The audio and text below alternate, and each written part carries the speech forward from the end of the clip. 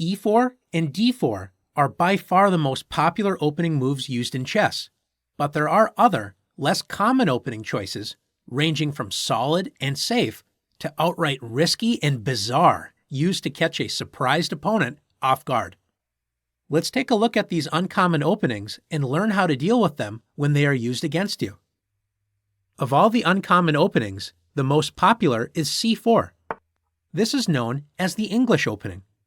White develops a pawn that controls the d5 central square and opens up a diagonal for the queen. A good idea is to put a pawn immediately in the center with e5.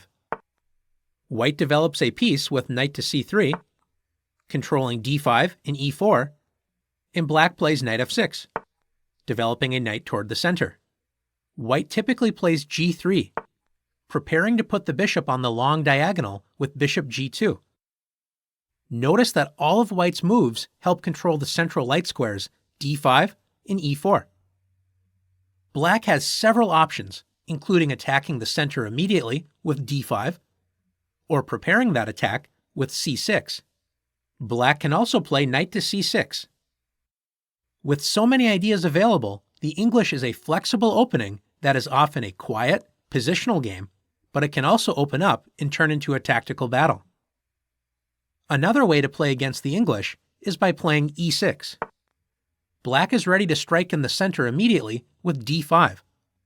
And after knight to c3, d5, play often transposes into a queen's gambit declined after d4.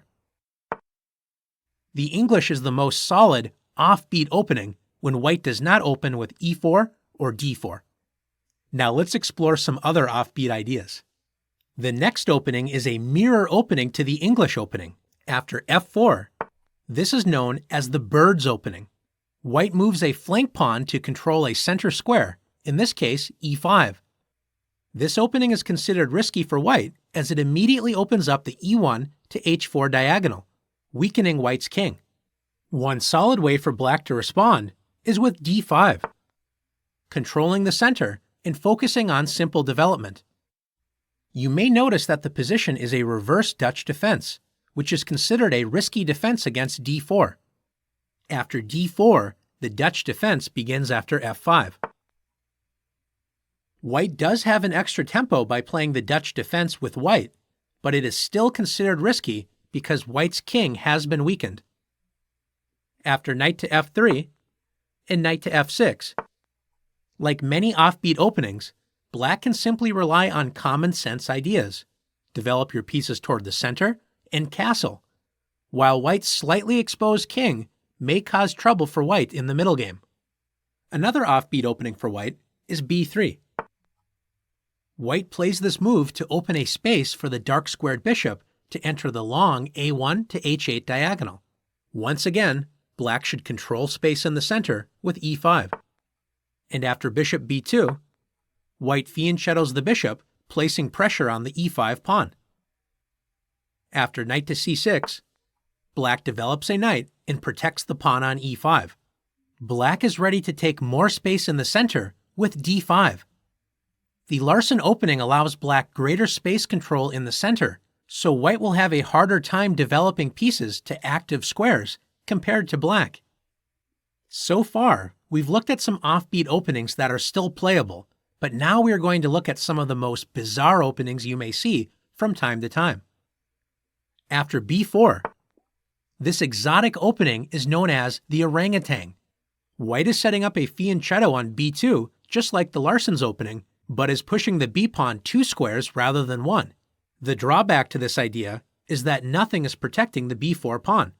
Like most other uncommon openings, Black controls the center with e5, grabbing the center and opening up an attack on the unprotected b4 pawn. Against offbeat openings, it is a good plan to focus on controlling the center and finding active squares for your pieces. A mirror image to the orangutan opening is g4. This is known as the Grob's opening. Notice that it prepares to fianchetto the bishop to the g2 square, but it fails to put a pawn in the center while also weakening White's kingside. Imagine the White king trying to castle kingside in this game. Once again, Black should simply control the center with e5 or d5 and gain a good game by developing pieces toward the center. After e5, in bishop g2, black should play d5. Black places 2 pawns in the center and opens up the light-squared bishop's attack on the g4 pawn. Let's take a look at one more uncommon opening. After a3, this opening is known as the Anderson's opening. This opening does not help with white's development, but it is at least not as harmful to white's position as the reckless Grob's opening. White basically wants to play with the black pieces with the extra move a3 thrown in. Since a3 doesn't harm white's position too much, white's position should be okay. Again, when in doubt, if your opponent does not control the center, take control of it yourself, such as with e5. Now that you've learned uncommon openings, it's time to put your skills to the test.